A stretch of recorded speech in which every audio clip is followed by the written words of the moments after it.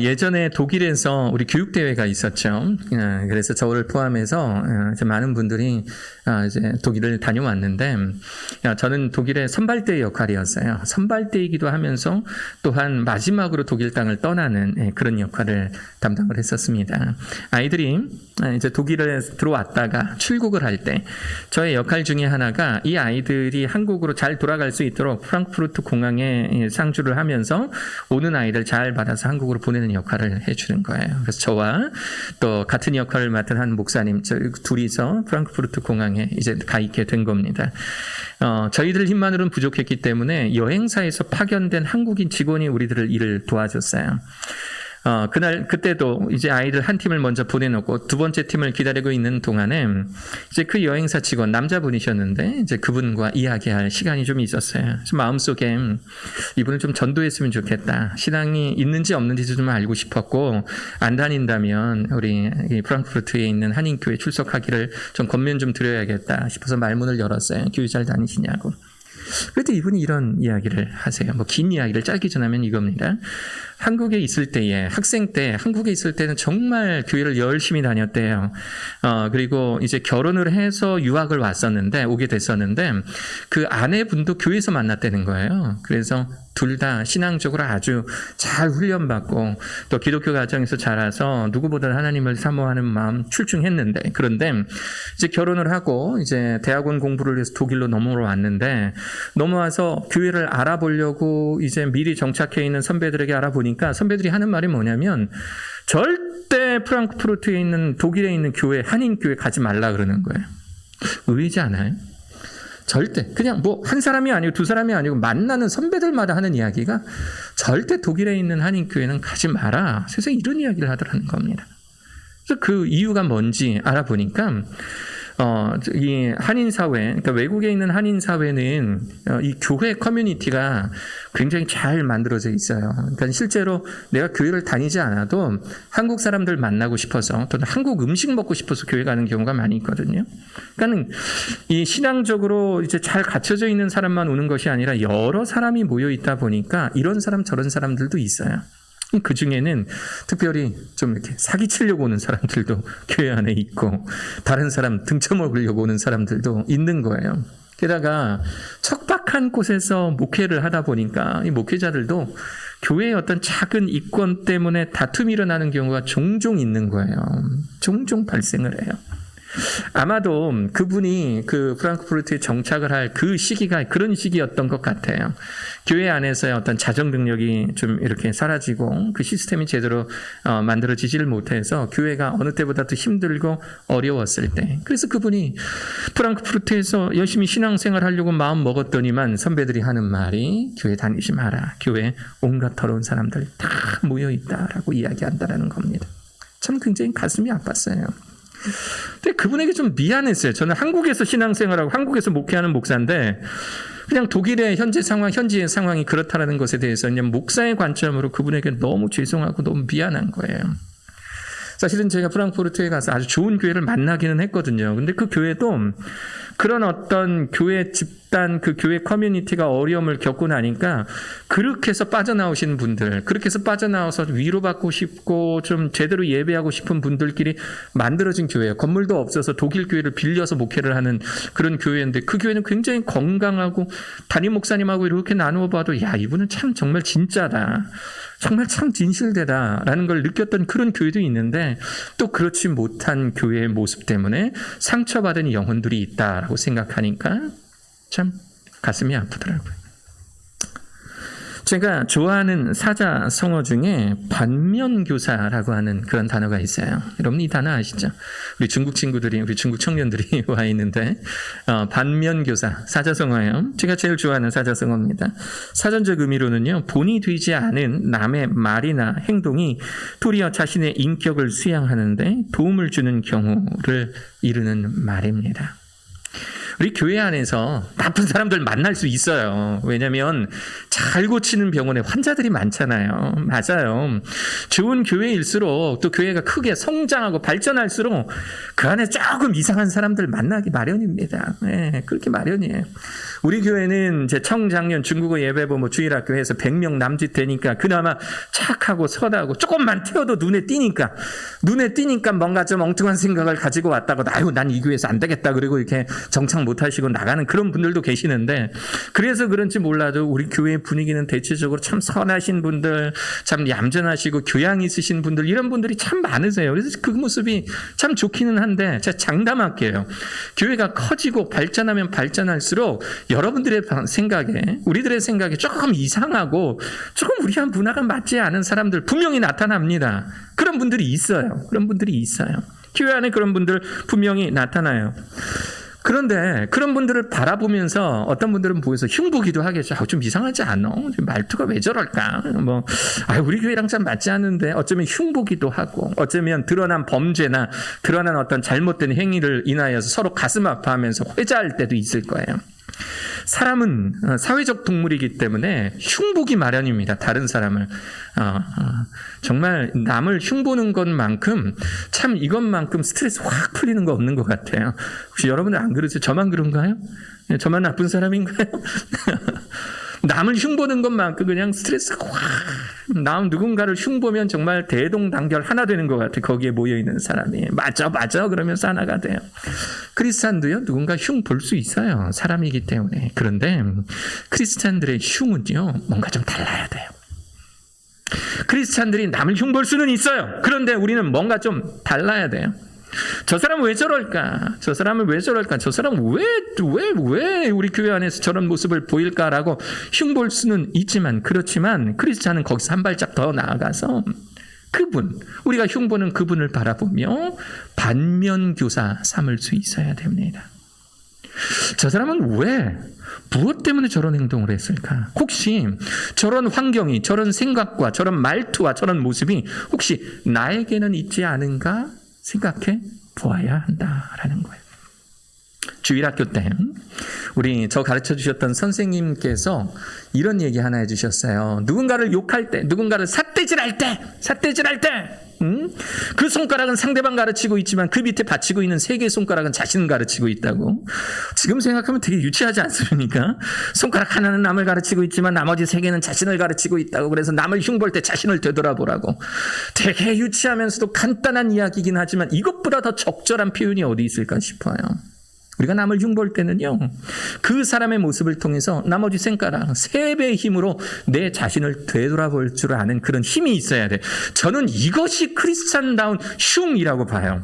누군가를 흉 볼 수 있어요. 그러나 그 흉범을 통해서 흉으로 끝나는 것이 아니라 내가 흉보는 그 사람을 교회 안에서 매장시킬 각오로 그렇게 흉보는 것이 아니라 내가 흉보는 그걸 통해서 내 자신을 바라보는 거예요. 내 자신은 어떤가, 나는 어떤 모습인가를 바라보아야 그것이 진정한 크리스찬이라고 하는 겁니다. 오늘의 본문이 바로 이것을 그 누구보다도 잘 나타내주고 있어요. 갈라디아서 6장 1절.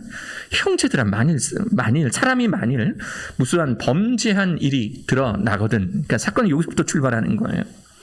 우리가 교회 안에서 신실하고 성실한 사람들만 모여있어 여기 익숙해져 있지만 그러나 혹시라도 만약에 만일이라도 우리 가운데 범죄한 사람이 드러나거든 신령한 너희는 온유한 심정으로 그러한 자를 바로잡고 너 자신을 살펴보아 너도 시험을 받을까 두려워하라 라고 오늘 본문 말해주고 있는 겁니다.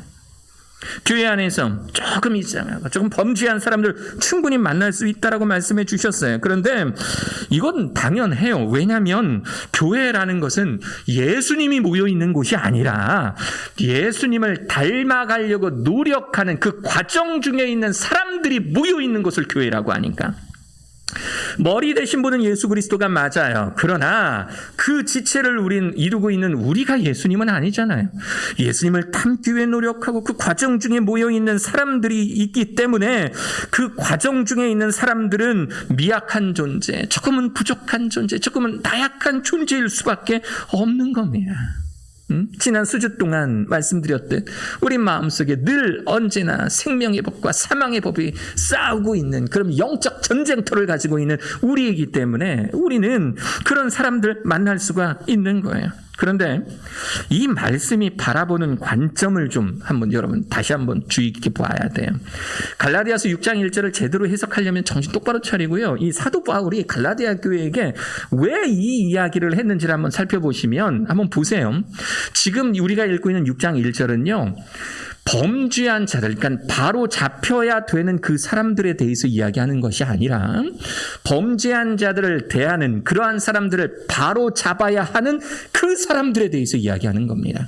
그러니까 이 자리에 모여있는 우리 절대 다수 뭔가 범죄하여 그 교회 조직에 그 신앙 공동체에 문제를 일으키고 염려를 자아내는 그 한 사람을 말하는 것이 아니라 그 한 사람을 바로잡기 위해 노력해야 되는 교회 공동체, 바로 대다수인 여러분들을 위해서 이 말씀은 존재하고 있는 거예요. 이 말씀의 결론이 뭔지 아십니까? 이 결론은 앞에 있지 않아요. 중간에 있지 않아요. 뒤에 있어요. 너 자신을 살펴보아 너도 시험을 받을까 두려워하라. 이게 결론이에요. 범죄한 사람이 있으면 그를 바로잡는 것이 우리들의 역할 맞는데, 그런데 중요한 건 이 과정을 통해서 우리들이 해야 될 것은 뭐냐면 그 사람의 모습을 통해 네 자신을 바라보라는 이야기예요. 네 자신을 살펴봐서 너도 시험을 받을까, 똑같은 그 시험을 받을까 두려워하라 라고 우리들에게 말해주고 있는 겁니다. 변화받는 것도 물론 중요하나, 그러나 그 변화시켜야 될 바로 그 사람의 역할, 반면교사 삼아서 나도 저러한 범죄를 저지르지 않도록 주의하라라는 말씀이에요. 이래서 크리스찬은요, 반면교사가 중요합니다. 잘된 것을 통해서도 배워야 되고요, 못된 것을 통해서도 배워야 돼요. 좋은 사람을 통해서도 배워야 되고요, 그리고 좋지 않은 이상한 사람들을 통해서도 우리는 배워야 돼요. 그것이 반면교사예요. 성경은 이러한 성도, 그러니까 반면교사를 잘하는 성도, 이런 성도의 조건을 제시하고 있는데요. 찾기 참 쉽습니다. 바로 신령한 자가 되라라고 이야기해주고 있어요. 신령한 자가 되라. 신령하다라는 말이 무슨 말이에요? 신령하다는 말은 사전적 의미로는요, 신령, 다시 말해 하나님의 영을 뒤집어 쓴 사람을 이야기를 해요. 하나님의 영을 뒤집어 쓴 사람 맞죠? 이 욕조에다 물 받아놓고요, 뜨거운 물 받아놓고 그 밑에 그냥 풍덩 들어갔다 나왔을 때 온몸이 따뜻한 물로 촉촉히 적셔지는 바로 그 모습, 이게 신령하다라는 거예요. 신령, 하나님께 온전히 적셔진 사람. 그래서 내가 말을 해도 하나님의 말이 나오고, 내가 행동을 해도 하나님의 행동이 나오고, 내가 생각해도, 내가 판단해도 하나님의 생각과 하나님의 판단대로 움직여지는 바로 그런 사람을 성경은 신령한 사람이다 라고 이야기를 하는 겁니다. 바로 우리가 신령한 사람이 되었을 때 우리는 반면교사가 가능한 겁니다. 우리가 하나님 중심으로 생각하고 하나님의 사람이 되었을 때 그때 비로소 잘못된 사람을 보고 내 자신을 돌아보게 되는 거예요.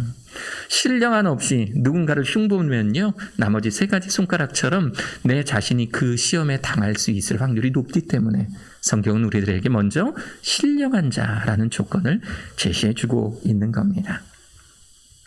이 본문을 묵상하며 지속적으로 떠오르는 한 사람이 있었어요. 사실 이 본문이 지난 2주 동안 새벽 예배 때 함께 나누었던 갈라디아서 본문이에요. 아마 이 말씀 제 기억으로는 16일인가 15일인가 전했던 말씀입니다. 근데 이 말씀을 전할 때는 시간이 없어서 설교에 넣지를 못했는데 이 말씀 묵상하면서 계속 떠오르는 한 사람이 있어요. 여러분들 잘 아는 인물이에요. 2주 전에 설교했던 바로 그 인물입니다. 바로 이스라엘 2대 왕 다윗이라고 하는 사람입니다. 이 다윗. 여러분들 다윗을 생각하면 굉장히 멋진 왕으로 생각하죠. 정말 멋진 왕이야. 마치 금수저를 입에 물고 태어난 그런 사람처럼 이세 그 지역의 그 저기 유지였던 그 이세의 집안에서 태어난 뭐 그런 사람이야라고 생각할 수가 있을 텐데 그에게는요, 우리가 모르는 출생의 비밀과 비하인드 스토리가 들어 있습니다.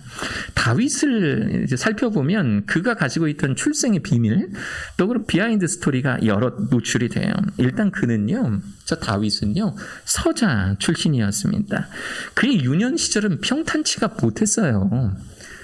이 유년 시절 평탄치 못했어요. 하나 예를 들어볼게요. 여러분들, 사무엘 선지자가 사울 왕의 뒤를 이을 왕을, 이스라엘의 두 번째 왕을 찾으려고 갔을 때, 이새의 집에 들렸을 때 이새의 형들은 다 집에 있었어요. 그런데 막내 다윗은 집에 있었다 없었다? 집에 있었다 없었다? 없었어요. 사무엘이 더 없느냐라고 물어봤을 때, 아하, 밖에 나가 양치고 있는 막내 다윗이 있습니다라고 이새가 말을 해요. 막내로서의 대접을 못 받고 있었던 자가 이 다윗이 이상하죠. 저도 막내잖아요. 막내는요, 프리미엄이 있어요. 막내는요, 많은 것들로부터 열애가 돼요. 이 설교 저희 어머니 아버지 듣고 계실 텐데 저희 어머니 아버지 이렇게 이제 생활비 모아드리는 우리 사남매가 이렇게 모으잖아요. 그러면 저는 형제들보다 조금 덜 내요. 아니에요. 저도 제대로 내겠습니다. 그러면 저희 형들 누나가 뭐라고 이야기하냐면, 야, 막내니까 됐다. 그 정도만 해라라고 이야기를 해요. 그러면 또 옆에 있었던 저희 누나가 또 이야기를 합니다. 목회자니까 그만큼만 해라. 그래서 부모님 가까이 계시니까 크고 작은 일로 이제 부모님 섬겨 드리는 것으로 그 나머지를 채우고는 있지만, 그래도 막내는 프리미엄이 있어요. 이게 막내잖아요. 다윗은 그렇지가 못해요. 심지어요, 형제들이 전쟁터에 나가 있는데 형들 잘 있는지 아직이 다 크지도 않은 어린애 다윗을 이 이새는 전쟁터로 보냅니다. 전쟁터에 가서 형들 잘 있는지 보고 오라는 거예요.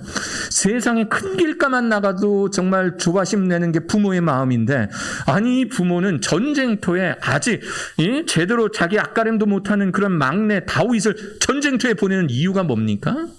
뭔가 좀 이상해요. 이 가족에 우리가 알지 못하는 뭔가 비밀한 일이 있는 것 같아요.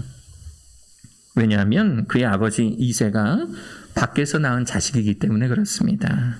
정상적이지 않은 부부관계를 통해서 좀 숨기고 싶은 아들이었기 때문에 라는 말씀이 좀 유추가 돼요. 시편 51편 5절에 이런 말씀 나와요. 내가 죄악 중에 출생하였으며 어머니가 죄 중에서 나를 잉태하였나이다.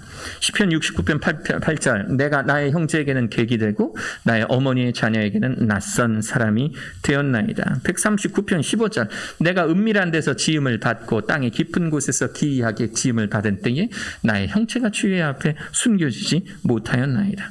게다가 어머니는 일찍 사망합니다. 35편 14절 내가 나의 친구와 형제에게 행한 같이 그들에게 행하였으며 내가 몸을 굽히며 슬퍼하기를 어머니를 국함같이 하였도다. 시편 27편 10절에는 이런 말씀 나와요. 나의 부모는 나를 버렸으나 여호와는 나를 영접하시리이다. 친절하지도 않는 아버지, 자신을 자식 중에 하나로 대하지도 않는 그 아버지, 이런 불의한 가정 가운데에 이 다윗은 살아가고 있었던 겁니다. 불의한 가정 환경 가운데서도 다행히 다윗은요, 하나님을 경외하는 자로 자랐습니다. 그가 어떻게 신앙교육을 받았는지 모르겠지만 그가 생활하고 있었던, 그가 양들과 함께 생활했던 그 넓은 들판은 그에게 있어서 예배의 장소였었어요. 사나운 들짐승들이 자신과 양들의 생명을 위협할 때도 그것은 그에게 고난이 아니었습니다. 살아계신 하나님을 경험하는 좋은 훈련의 장소였습니다.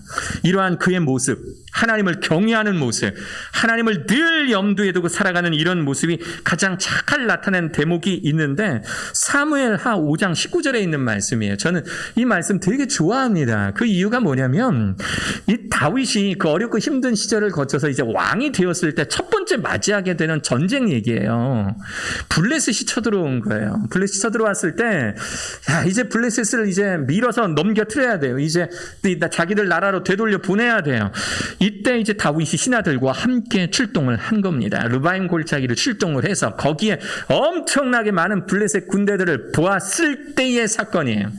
다윗은 이스라엘에게 있어서 이스라엘에서 가장 싸움 잘하는 아주 용맹한 장수입니다. 지략도 대단했던 인물이에요. 그런데 그가 지금 이 르바임 골짜기에 아주 팽만한 그 사람들을, 블레셋 사람들을 바라보면서 했던 첫 번째 행동은 뭐냐면 기도하는 거예요. 기도하는 거. 뭐라고 기도했냐면 다윗이 여호와께 여쭈어 이르되 내가 블레셋 사람 위로 올라가리이까 여호와께서 그들을 내 손에 넘기시겠나이까 라고 물어본 거예요. 여쭙는 거예요. 이 전쟁에 있어서 자신의 지략, 참모들의 지략, 이거 안 중요한 거예요. 하나님께서 어떻게 하실지 지금 그 생각이 중요한 거예요. 자, 그러자 하나님께서 이렇게 나오시죠. 여호와께서 다윗에게 말씀하시되 올라가라, 내가 반드시 블레셋 사람을 네 손에 넘기리라 하신지라. 물론 이 성공은 이제 성공했습니다. 이 전쟁은 성공했어요. 다윗이 승리했어요. 그러나 부러운 점은 뭐냐면 하나님과 이렇게 인격적으로 대화하는, 늘 하나님을 염두하고 경외하고 신령한 채로 살아가는 사람이 다윗이었기 때문에 그는 하나님과 늘 언제나 친근하게 대화했고요. 마치 옆에 있는 친구를 대하듯이 그렇게 하나님과 대화했고요. 그리고 하나님과 함께한 모든 전쟁에서 승리합니다. 다윗의 시대, 즉 이렇게 신령한 상태, 이렇게 하나님을 경외한 상태로 나라를 다스렸던 다윗 왕국은 지금까지 이스라엘의 역사에 있어서 가장 흥한, 사회, 경제, 정치, 문화적으로, 군사적으로도 가장 흥했던 나라를 이루었던 때, 바로 이때예요. 바로 이때. 누구보다도 신령했을 때, 누구보다도 하나님을 경외하는 삶을 살았을 때 그 나라가 흥했다라고 하는 겁니다. 그런데요, 사람이 항상 정상을 유지할 수는 없어요. 계기가 있어요.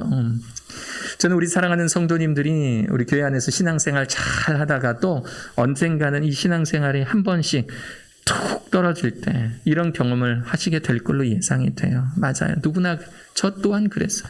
저 또한 그렇고, 장로님이든 권사님이든 집사님이든 누구든 신앙이 한번 곤두박질 칠 때가 있어요. 신령함에 이 효력이 떨어질 때, 여호와를 경외하는 자의 모습이 점점 시들해질 때가 있어요. 다윗에게도 그때가 찾아왔습니다. 그가 이제 나라를 어느 정도 완성시켜 놓았을 때, 이제 작은 전쟁 정도는 자신이 안 나갑니다. 이제 밑에 부하를 보내서, 훈련시키는 부하를 보내서 전쟁 내보내놓고 자신은 전쟁 시기 가운데서 왕궁을 유유히 걷고 있다가 목욕하고 있는 우리아의 아내 밧세바를 보게 돼요. 아마도 그가 처음에 보였던 그 모습, 여호와를 경외하는 모습, 신령한 자의 모습을 그대로 갖추고 있었다면, 아유, 저까지 거 그냥 보면서 아무렇지도 않았을 거예요. 아유, 저 여자는 저렇게 나와서 목욕하고 그래. 신하들 보내서 들어가서 목욕하라고 좀 해. 아마 그랬을 거예요. 그런데 2주 전 우리가 같은 본문을 가지고 살펴봤을 때 다윗은 어떻게 했어요? 신하를 보내서 저 여자가 누구인지 알아보라라고 시킵니다. 그리고 이 여자와 옳지 못한 그런 단계로 들어가게 돼요. 사무엘하는 다윗이 전령을 보내서 이 여자를 자신의 집에 들이게 되고, 그리고 그 여자와 옳지 않은 관계 가운데로 들어갔다라고 이야기를 합니다. 저는 이런 다윗의 모습을 보면서 참 말을 좀 조심스럽게 하지만 묵상할 때는 어떤 생각이 들었냐면 미친 짓이다라는 생각이 들어요. 왜냐하면 다윗도 아버지와 어머니의 이 건전하지 못한, 정상적이지 못한 부부 가운데서 그런 어떤 불륜 관계를 통해서 나온 자신이었기 때문에 아마도 그가 자라오면서 아버지 어머니를 원망하는 마음이 조금이라도 있었다면, 그러면 아버지의 모습을 반면교사 삼았어야 됐어요.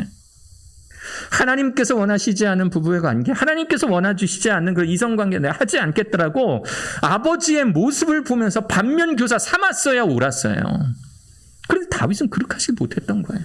언제? 신령함이 떨어졌을 때, 그의 영적 상태가 바닥을 치고 있을 때 그는 아버지 이새의 모습을 전혀 반면교사 삼지 못하고 아버지가 빠졌던 그 불륜의 늪에 똑같이 빠져버린 겁니다. 아버지가 그랬던 것처럼, 이새가 그랬던 것처럼 다윗의 선택도 뭐예요? 저 여인이 누구냐? 내 집으로 들여라. 그리고 저 남편이 누구냐? 남편을 전쟁 최전방으로 보내라. 남편이 죽었다고 괜찮아. 죄책감 갖지 마. 칼은 양날이기 때문에 이 사람도 베고 저 사람도 베는 거야. 누가 죽든, 전쟁터에서 누가 죽든 그거 염려하지 마. 라고 스스로 하나님을 속이는 그런 모습을 보여요. 신령함의 효력이 떨어졌을 때 바로 다윗은 그때부터 추락하기 시작하는 겁니다. 2주 전 설교를 통해서 들으셨듯이 다윗의 이 선택, 이 밧세바를 선택하는 그 순간부터 하나님은 다윗을, 또 다윗의 나라를 어떤 지경으로 빠뜨렸는지 우리는 2주 전 설교를 통해서 확인할 수가 있는 것입니다. 사람들은 다른 사람의 범죄함의 소식을 듣고 자신은 깨끗하다고, 자신은 저런 바보 같은 실수를 저지르지 않을 거라고 다짐을 하죠. 사람은 그래요. 범죄한 사람들 보면서 아유 왜 저랬어 라고 하지만 그 마음속에 어떤 마음이냐면 나는 깨끗해, 나는 저 사람 같지 않아 라는 그런 심리적 상태가 있을 거예요. 그렇게 자부합니다. 정말 그것이 사실이라면 오늘의 본문은 별로 필요 없을 거예요. 오늘 같은 본문이 왜 필요합니까? 오늘 같은 본문이 형제들아, 사람이 만일 범죄한 일이 드러나거든 신령한 너희는 온유한 심령으로 그러한 자를 바로잡고 너 자신을 살펴보아 너도 시험을 받을까 두려워하라.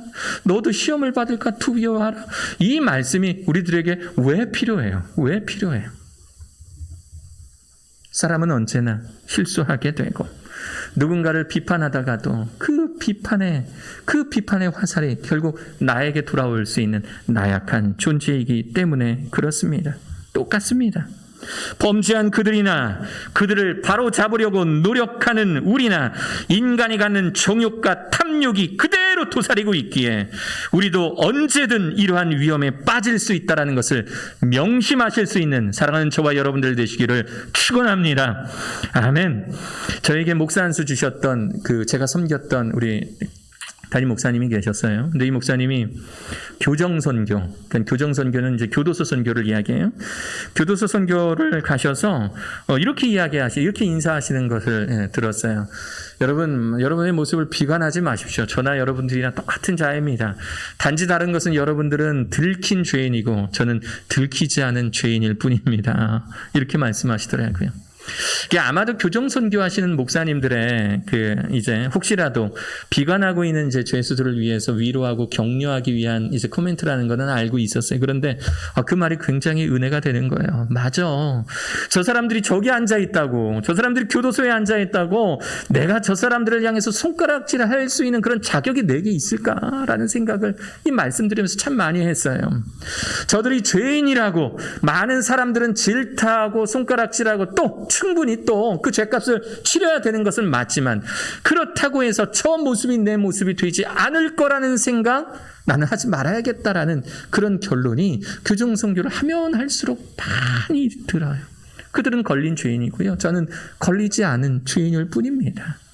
그 사람들의 모습을 보면서 정죄하기보다 혹시라도 나에게도 저러한 죄인의 모습이 혹시라도 있지는 않은지 우리 자신을 되돌아보는 것, 이것이 참된 크리스찬 신령한 자들의 반면 교사임을 믿습니다. 아멘이십니까?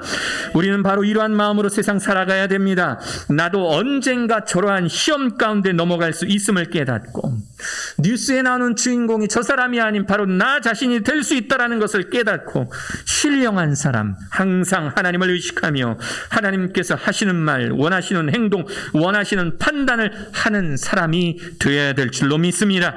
우리가 신령한 사람이 될 때 하나님은 이 세상의 온갖 악한 것들로부터 우리를 보호하심은 물론 우리의 나약함을 깨닫게 해주셔서 우리가 범죄함의 길로 들어서지 않도록 인도하여 주실 것을 믿습니다. 아멘.